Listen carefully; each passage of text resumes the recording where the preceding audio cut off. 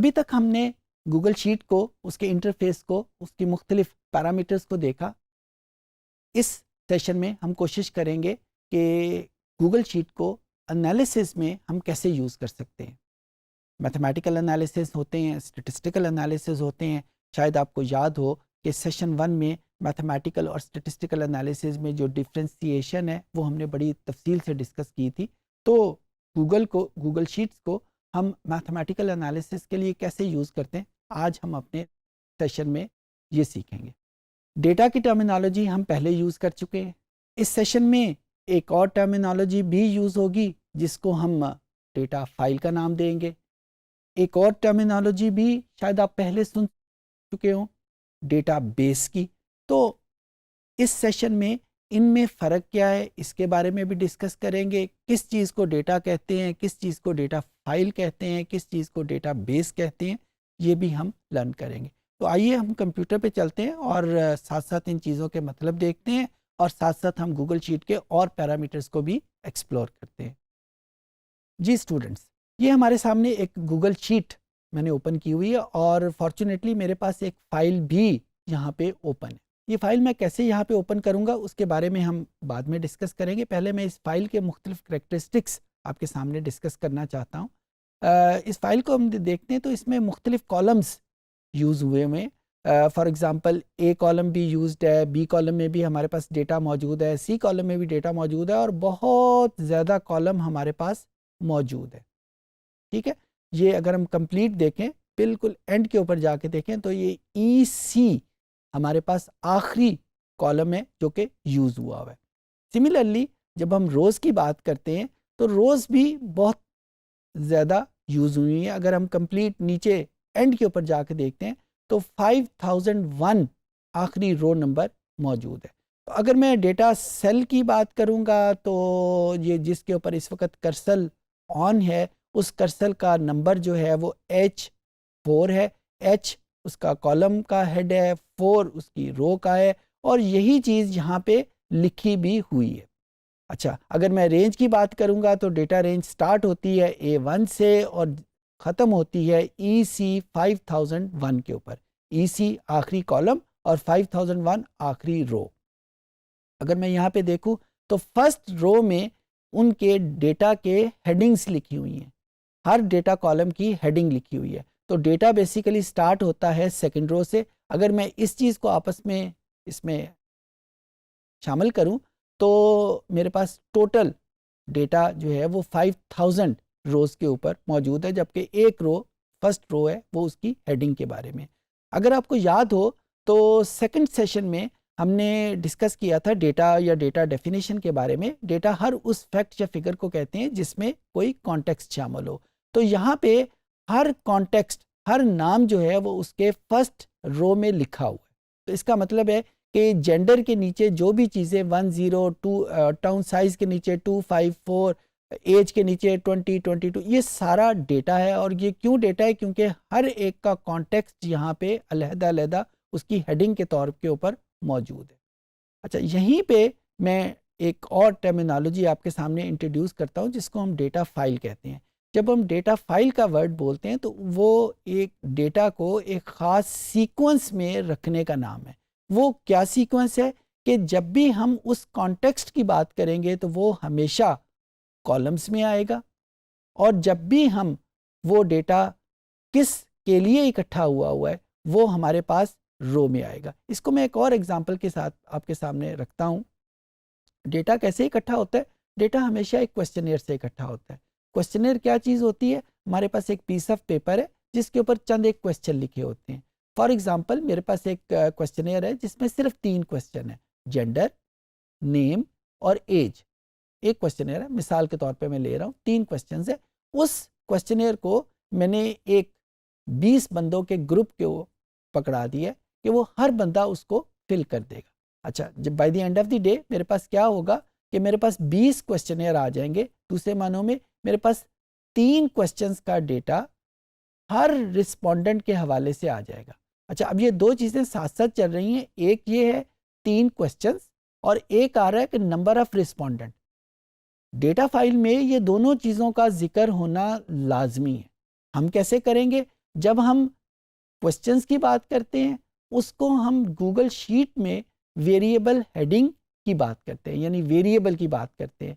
तो कॉलम्स में जब हम रखेंगे तो वेरिएबल को शामिल करेंगे, यानी उस क्वेश्चनेयर की जब मैं गूगल शीट डेवलप करूंगा तो मेरे पास आ जाएंगे 3 कॉलम्स, और उन 3 कॉलम्स की हेडिंग क्या होंगी? पहली हेडिंग होगी जेंडर, दूसरी हेडिंग क्या होगी? नेम, तीसरी हेडिंग क्या होगी? एज। क्योंकि 3 ही क्वेश्चन थे उस क्वेश्चनेयर में, तो 3 मेरे पास कॉलम आ जाए। दूसरी चीज 20 रिस्पोंडेंट जिन्होंने उसको फिल किया है। तो जब मैं गूगल शीट की बात करूंगा तो गूगल शीट में 20 रोज ये कवर कर जाएगा। 20 रोज क्यों? क्योंकि रोज आइडेंटिफाई करती हैं, रिकॉग्नाइज करती हैं उन नंबर ऑफ रिस्पोंडेंट को। तो बेसिकली मैं आपको कहना क्या चाह रहा हूं कि जब मैं डेटा फाइल का वर्ड बोलूंगा तो लाजमी तौर के ऊपर एक क्वेश्चनेयर होगा जिसकी बेस के ऊपर वो डेटा फाइल डेवलप होगी। लाजमी तौर के ऊपर उस क्वेश्चनेयर के जो क्वेश्चंस होंगे उनको मैं वेरिएबल कह रहा हूँगा, और जितने वो वेरिएबल होंगे उतने ही कॉलम उस डेटा फाइल में होंगे, और उस क्वेश्चनेयर को जितने रिस्पोंडेंट ने फिल किया होगा उसको हम रोज में रिकॉग्नाइज करेंगे, यानी जितने रिस्पोंडेंट ने उसको फिल किया होगा उतनी ही रोज उस डेटा फाइल में होंगी।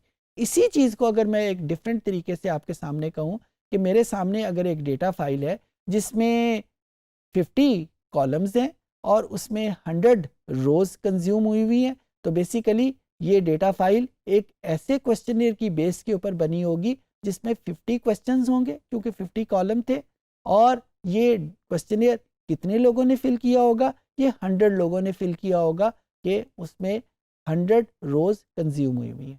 ये वाली जो फाइल है जो इस वक्त आपके सामने स्क्रीन पे नज़र आ रही है, इस फाइल में टोटल रोज जो कंज्यूम हुई हैं वो 5000 है। इसका मतलब क्या है कि इस क्वेश्चनेयर को कितने लोगों ने फिल किया? 5000 लोगों ने फिल किया। और क्योंकि इसका नाम कस्टमर डी बेस है तो ये अस्यूम किया जा सकता है कि इसमें जो डेटा होगा वो किसी दुकान के कस्टमर के बारे में होगा, तो 5000 कस्टमर का डेटा इसमें मौजूद है। और उस क्वेश्चनेयर, जिस क्वेश्चनेयर की मदद से इसको बनाया गया है, उसमें कितने क्वेश्चंस होंगे, नंबर ऑफ कॉलम इसको शो करेंगे। अगर मैं ए से लेकर ईसी तक सारे कॉलम्स की गिनती करूं तो इसकी तादाद जो है वो 133 बनती है। तो इस क्वेश्चनेयर के 133 क्वेश्चंस थे, और इस क्वेश्चनेयर को कितने रिस्पोंडेंट ने भरा था? 5000 रिस्पोंडेंट ने भरा था। तो ये मेरे पास डेटा और डेटा फाइल के दरमियान में डिस्टिंक्शन आ गई। तीसरी चीज़ मैंने जो आपके सामने बोली थी वो डेटा बेस बोली थी। डेटा बेस और डेटा फाइल में बहुत ज़्यादा फ़र्क नहीं होता। मैं एक आसान तरीके से, वैसे तो इसकी डेफिनेशन बड़ी टेक्निकल फॉर्म में भी आपको किताबों में मिल जाएगी, मैं एक आसान तरीके से आपके सामने रखता हूँ कि अगर इस डेटा फाइल को जो इस वक्त आपके सामने ओपन है, अगर आप इसको देखें तो सपोज़ मैं इसकी रो नंबर 5 को क्लिक करता हूँ, तो रो नंबर 5 में जिस कस्टमर का आईडी लिखा हुआ है उसी कस्टमर का टाउन साइज भी लिखा हुआ है, उसी कस्टमर का जेंडर भी लिखा हुआ है, उसी कस्टमर का एज भी लिखा हुआ है, उसी कस्टमर का, यानी एक रो में एक ही कस्टमर की सारी इंफॉर्मेशन मौजूद है। इस किस्म की सीक्वेंस को हम डेटा बेस कहते हैं। यानी डेटा तो किसी भी हवाले से किसी भी सीक्वेंस में लिखा जा सकता है, लेकिन जब मुख्तलिफ डेटा एक ही रिस्पोंडेंट का इकट्ठा करके लिखा जाए तो उस सीक्वेंस को हम डेटाबेस कहते हैं। तो ये 3 मैंने टर्मिनोलॉजी आपके सामने इंट्रोड्यूस की हैं, और ये तीनों टर्मिनोलॉजी हम through out the course use करते रहेंगे। डेटा का लफ्ज़ भी यूज़ होगा, डेटा फाइल का वर्ड भी यूज़ होगा, और डेटा बेस का वर्ड भी यूज़ होगा। डेटा किसी भी इंफॉर्मेशन को कह सकते हैं जिसका कॉन्टेक्स्ट हो। डेटा फाइल उस सीक्वेंस को कहते हैं जिस सीक्वेंस में कॉलम्स का रोल डिफरेंट है, रोज का रोल डिफरेंट है। और डेटाबेस उस स्ट्रक्चर को कहते हैं जिस स्ट्रक्चर में एक डेटा फाइल कंपोज की होती है। इसके अलावा भी बहुत सारे स्ट्रक्चर मौजूद हैं, इसको आमतौर के ऊपर लीनियर स्ट्रक्चर कहते हैं। तो इस लीनियर स्ट्रक्चर के अलावा भी बहुत सारे स्ट्रक्चर मौजूद हैं। इस वक्त जो आपको सामने नज़र आ रहा है वो एक डेटाबेस का लीनियर स्ट्रक्चर है कि एक लाइन में सारे के सारे एट्रीब्यूट एक रिस्पोंडेंट के मौजूद है। और जब हम दूसरी लाइन पे जाते हैं तो दूसरा कस्टमर आ जाता है, तीसरी लाइन पे जाते हैं तो तीसरा कस्टमर आ जाता है। तो ये डेटाबेस एक डेवलप हो रही है। एक और चीज़ जो यहाँ पे बहुत इंपॉर्टेंट है, अगर आप एक वेरिएबल जिसका नाम जेंडर है और जो डी कॉलम में लिखा हुआ है उसको देखें तो जेंडर के नीचे 1 और 0 लिखा हुआ है। हम किसी से उसका जेंडर पूछते हैं, आपका जेंडर क्या है, तो वो हमें जवाब देता है मेल या फीमेल में। कभी उसका जवाब ये नहीं हुआ कि ये उसका जवाब 1 या 0 है। ये डिस्कशन हमने उस वक्त भी की थी जब हमने डेटा की टाइप्स की थी और क्वांटिटेटिव और क्वालिटेटिव डेटा किया था, फिर हमने नॉमिनल और ऑर्डिनल डेटा के बारे में डिस्टिंक्शन की थी। तो वही कॉन्सेप्ट यहाँ पे हम यूज़ करेंगे, हम ज़्यादा तफसील में नहीं जाएंगे कि जेंडर हमारे पास एक ऐसा वेरिएबल है जो बेसिकली क्वालिटेटिव था और उसको हमने कोड किया हुआ है 1 और 0 में। 0 का मतलब हमने अपनी आसानी के लिए रखा हुआ है मेल और 1 का मतलब हमने अपनी आसानी के लिए फीमेल रखा हुआ है और उस हिसाब से ये हमारे पास नॉमिनल डेटा है। अगर मैं एज कैटेगरी की बात करूं जो एफ कॉलम में लिखा हुआ है, तो एफ कॉलम में ये वही एज कैटेगरीज है जिनको हमने एज को मुख्तलिफ कैटेगरीज में कन्वर्ट किया हुआ है। 2 का मतलब क्या है, 5 का मतलब क्या है, ये एज की कैटेगरीज के ऊपर होगा और ये सारे का सारा ऑर्डिनल डेटा है क्योंकि एज में एक ऑर्डर मौजूद है। सो ऑर्डिनल और नॉमिनल डेटा यहाँ पे मौजूद है। जी कॉलम में अगर हम देखें जिसका नाम जो है वो बर्थ मंथ है, अभी आपने देखा कि मैंने कॉलम की विड्थ को ज़्यादा कर लिया। तो इस तरीके से अगर हम कोई कॉलम की विड्थ को हम ज़्यादा करना चाहें तो हम उसके हेडर के ऊपर जाके इसकी विड्थ को चेंज कर सकते हैं। सो बर्थ मंथ एक हमारे पास वेरिएबल है जिसमें नंबर की फॉर्म में डेटा नहीं है, तो इसको हम क्वांटिटेटिव डेटा नहीं कहेंगे, इसको हम क्वालिटेटिव डेटा कहेंगे। और अनफॉर्चुनेटली इस पर्टिकुलर वेरिएबल के ऊपर कोई भी एनालिसिस, कोई भी न्यूमेरिकल एनालिसिस हम परफॉर्म नहीं कर सकते क्योंकि ये नंबर की फॉर्म में नहीं है, ये हमारे पास ABC की फॉर्म में है और ABC में हम कोई भी फार्मूला अप्लाई नहीं कर सकते, उसको जमा तफरीक नहीं कर सकते।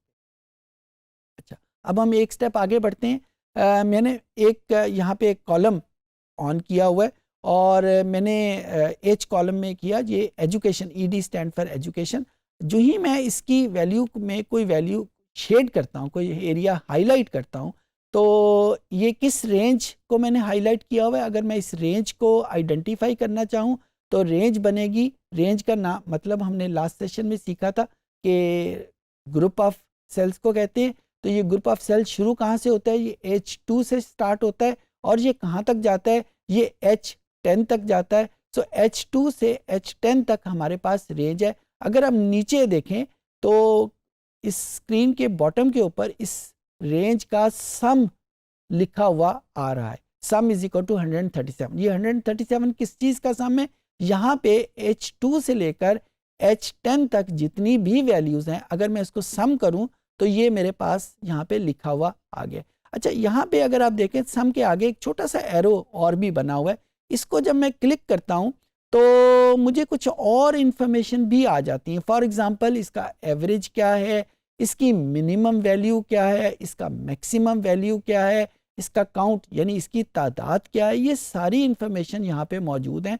और अगर मैं इस सम की डिफ़ॉल्ट को चेंज करना चाहता हूँ, यानी मैं ये चाहता हूँ कि हर मर्तबा जब मैं किसी रेंज को शेड करूँ तो मेरे सामने लिखा हुआ आए कि उसकी तादाद कितनी है, तो मैं यहाँ पे काउंट को क्लिक कर दूंगा तो अब हर मर्तबा जिस भी रेंज को मैं शेड करूंगा तो उसका तादाद लिखी हुई आ जाएगी। सो ये हमारे पास एक फंक्शन था मैथमेटिकल एनालिसिस। ज़्यादातर मैथमेटिकल एनालिसिस जो है वो हम इस पर्टिकुलर जो कॉम्बो बॉक्स है इससे हम कर लेते हैं। सम भी आ रहा है, एवरेज भी है, मिनिमम है, मैक्सिमम है, ये सारी चीज़ें यहाँ पे हमारे सामने मौजूद है। इस सेशन में हमने ये देखा कि गूगल शीट के ऊपर जो मैथमेटिकल एनालिसिस है वो हम कैसे कर सकते हैं। हमने ये भी सीखा डेटा, डेटा फाइल, डेटाबेस, इनमें फ़र्क क्या है, कहाँ पे कौन सी चीज़ यूज़ होती है। आई होप कि सेशन आपके लिए बहुत फ्रूटफुल रहा होगा।